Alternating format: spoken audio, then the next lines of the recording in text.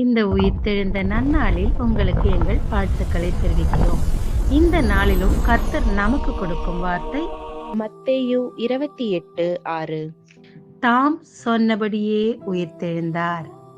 நம்முடைய தேவன் சொல்லுகிறவர் மட்டுமல்ல, சொன்னதை செய்கிறவர். வேதத்திலுள்ள 3 நபர்கள் அவர்களுக்கு என்ன சொன்னார், அதை எப்படி செய்து முடித்தார், நமக்கு சொன்ன நல்வார்த்தைகளை எப்படி நிறைவேற்றுவார் என்பதை பார்க்கலாங்க. ஆபிரகாமுக்கு தேவன் இஸ்ரவேலருக்கு தேசத்தை சுதந்திரமாய் தருவேன் என்று சொன்னார். மோசே மூலமாக அந்த தேசத்திற்கு நேராய் வழி நடத்தினார்.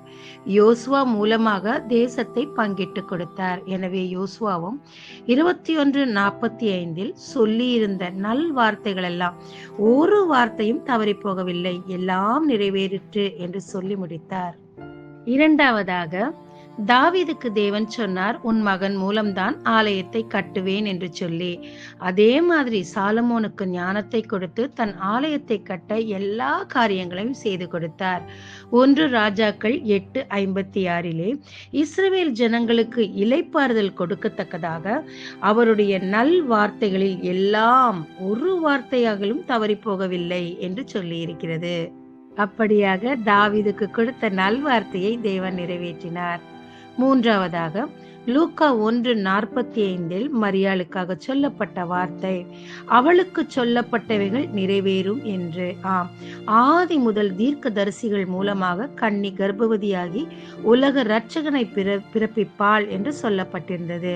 அது கன்னி மரியாளிடம் மூலமாக நிறைவேறி அந்த இரட்சகர் மூலம்தான் இன்று நாமும் பேசிக்கொண்டிருக்கிறோம்.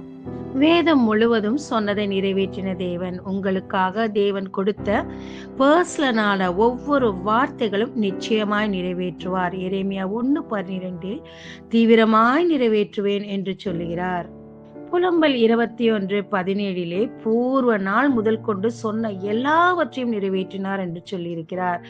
எசேக்கியேல் 12:28 இனி தாமதிப்பதில்லை, ஒன்றாகிலும் தாமதிப்பதில்லை என்று கர்த்தர் உங்களுக்கு சொல்லுகிறார்.